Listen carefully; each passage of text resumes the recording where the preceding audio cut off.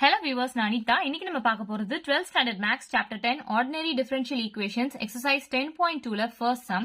Question என்ன கொடுத்திருக்காங்கன்னு பாத்தீங்கன்னா express each of the following physical statements in the form of differential equation கொடுத்திருக்காங்க. So நமக்கு 4 subdivisions இருக்கு. இதுல எல்லாமே வந்து ஸ்டேட்மெண்ட்ஸா கொடுத்திருப்பாங்க. அதை நம்ம differential equationஆ மாத்தி எழுதணும். அதுதான் நம்ம இப்ப பண்ண போறோம். சோ first subdivision பார்க்கலாம்.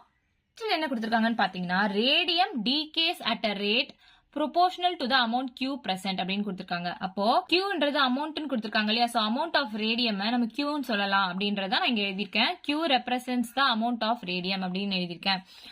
So radium decays at a rate.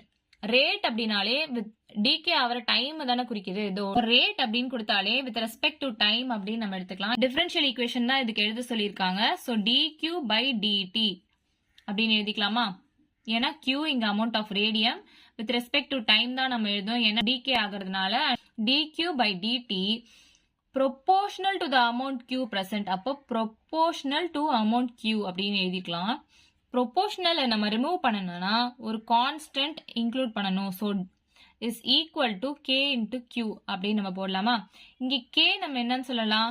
K is DK constant. So இதுதான் இந்த சம்மோட ஆன்சர். நெக்ஸ்ட் நம்ம ஃபர்ஸ்ட் சம் செகண்ட் சப்டிவிஷன் பார்க்கலாம். கொஸ்டின் என்ன கொடுத்திருக்காங்க? The population P of a city increases at a rate proportional to the product of population and to the difference between 5 lakh and the population கொடுத்திருக்காங்க. So இங்க population Pன்றது questionலே கொடுத்துட்டாங்க. So let P denote the population of the city நம்ம எடுத்து எழுதிக்கலாம். So next என்ன கொடுத்திருக்காங்க? Increases at a rate proportional. Rate நான் என்ன சொல்லியிருக்கேன்? With respect to time தான் நம்ம பண்ணணும். So இந்த population தான் increase ஆகுது இல்லையா? So dP divided by dt at a rate proportional to the, so proportionality sign போட்டுக்கோங்க. ப்ராடக்ட்னா மல்டிப்ளிகேஷன் நமக்கு தெரியும் இல்லையா? ஸோ ப்ராடக்ட் ஆஃப் எது ரெண்டுத்தையும் நம்ம மல்டிப்ளை பண்ணணும்?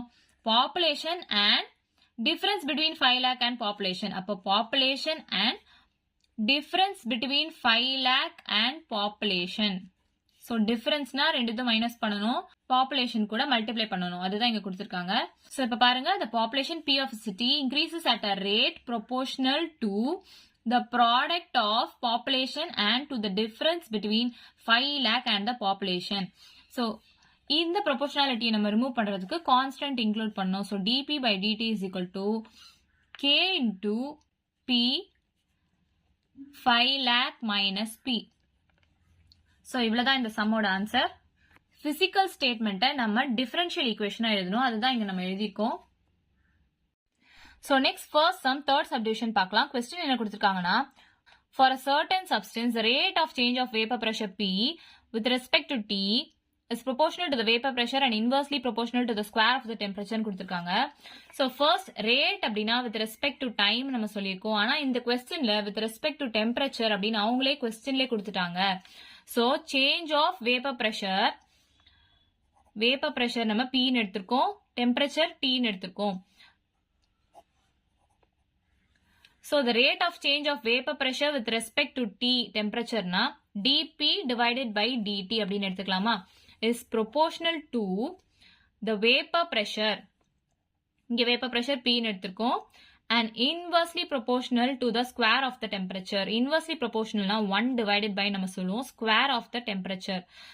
So dP by dt is equal to, இந்த proportionality remove பண்ணணும், நம்ம constant include பண்ணிருக்கோம், is equal to k into p divided by t square. So k is a constant அப்படின்னு நம்ம எழுதணும்.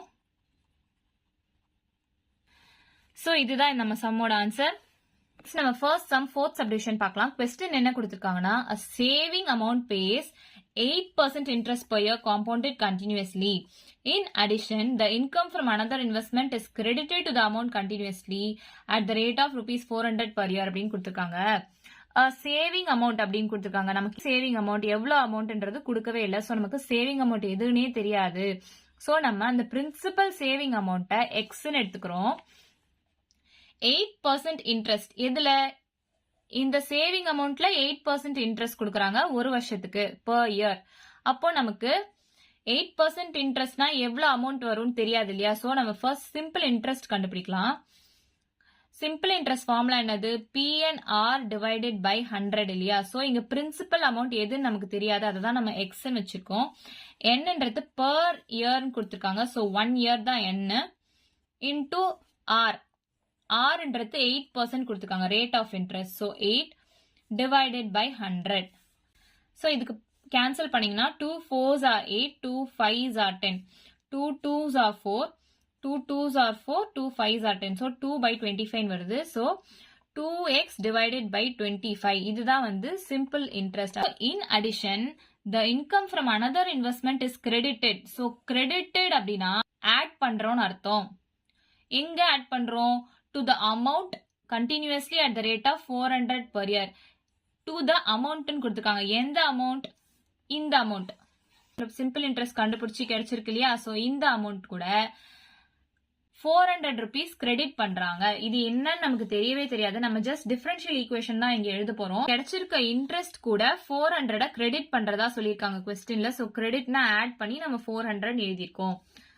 So 2x divided by 25 plus 400. இது வந்து dx divided by dt. Differentiation with respect to time தான் நம்ம பண்ணணும் இங்க. ஸோ சேவிங் அமௌண்ட் என்னன்னு நமக்கு தெரியாது, அதை தான் நம்ம எக்ஸ்ன்னு வச்சு போட்டிருக்கோம். So dx divided by dt equal to 2x divided by 25 plus 400. So இதுதான் இந்த டிஃபரன்ஷியல் ஈக்குவேஷன். இவ்வளவுதான் நம்ம சம். நெக்ஸ்ட் நம்ம எக்ஸசைஸ் 10.2ல செகண்ட் சம் பார்க்கலாம். கொஸ்டின் என்ன கொடுத்திருக்காங்கன்னா, assume that a spherical raindrop evaporates at a rate proportional to its surface area. Form a differential equation involving the rate of change of the radius of the raindrop அப்படின்னு கொடுத்திருக்காங்க. இங்க என்னென்ன டேர்ம்ஸ்லாம் இருக்கு பாருங்க. Spherical raindrop இருக்கு. அப்ப ஸ்பியரோட volume நமக்கு தெரியணும், சர்ஃபேஸ் ஏரியா நமக்கு தெரியணும், rate of change of radius, அந்த ரேடியஸ் வச்சு நம்ம அந்த சம்ம சால்வ் பண்றோம். So volume of a spherical ரெயின்ட்ராப்பை நம்ம வின்னு எடுத்துக்கலாம், சர்ஃபேஸ் ஏரியாவை ஏன்னு எடுத்துக்கலாம், ரேடியஸை ஆர்ன்னு எடுத்துக்கலாம். வால்யூம் ஆஃப் த ஸ்பியர் நமக்கு ஃபார்முலா தெரியும் இல்லையா? So volume of sphere formula என்ன? 4/3 pi r cube. Surface area of the sphere என்ன formula? 4 pi r square. Spherical raindrop evaporates at a rate. ரேட்னு கொடுத்துட்டாங்க. So with respect to time நமக்கு தெரியும். So spherical ரெயின்ட்ராப்போட volume நமக்கு தெரியாது. So dv divided by dt ரேட்னு கொடுத்துருக்காங்க. அதனால proportional to its surface area. proportional to its surface area தான் நம்ம ஏன்னு எடுத்திருக்கோம். இது வந்து எவாபரேட் ஆகுது இல்லையா? ஸோ எவாபரேட்னா மைனஸ் அப்படின்னு நம்ம எடுத்துக்கிறோம். Form a differential equation involving the rate of change of radius of the raindrop. நம்ம இந்த சம் அப்படியே dv by dt ஓட ப்ரொபோர்ஷனாலிட்டியை ரிமூவ் பண்ணிட்டு dv by dt is equal to minus k ன்னு சொல்லி முடிக்கலாம். பட் இந்த சம்ல அது மாதிரி பண்ணக்கூடாது. ஏன்னா கொஸ்டின் என்ன கொடுத்திருக்காங்க? Form a differential equation involving the rate of change of radius. So rate of change of radius நம்ம கண்டுபிடிக்கணும் இல்லையா? So radius வச்சு தான் நம்ம இந்த ஈக்குவேஷனை ஃபார்ம் பண்ணணும். அதுக்கு நமக்கு இந்த ரெண்டு ஃபார்முலாஸ் தேவை. ஸோ இதுல நம்ம இந்த ஃபார்முலாஸ் சப்ஸ்டியூட் பண்ணி சால்வ் பண்ணலாம். ப்ரொபோர்ஷனாலிட்டியை ரிமூவ் பண்றதுக்காக நான் கான்ஸ்டன்ட் இன்க்ளூட் பண்ணியிருக்கேன். dv by dt is equal to minus ka அப்படின்னு எடுத்துக்க. இங்க மைனஸ் ஏன்னா எவாபரேட் ஆகுதுன்றதுக்காக மைனஸ் சைன் நம்ம போடணும். So next d by dt, இந்த v ஓட வேல்யூ தான் நம்ம 4/3 pi r cube அப்படின்னு எடுத்திருக்கோம். 4/3 pi r cube is equal to minus k into இந்த ஏரியாவோட value 4 pi r square, surface area அது 4 pi r square.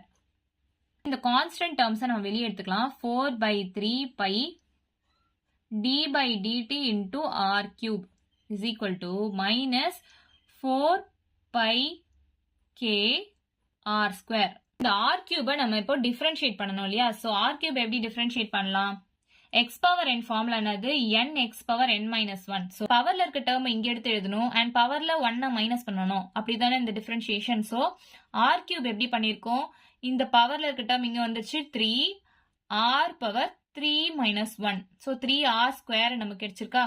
4/3 pi இதை டிஃபரன்ஷியேட் பண்ணா 3r square dr by dt வரணும். equal to minus 4 pi k r square இங்க எழுதியிருக்கேன்.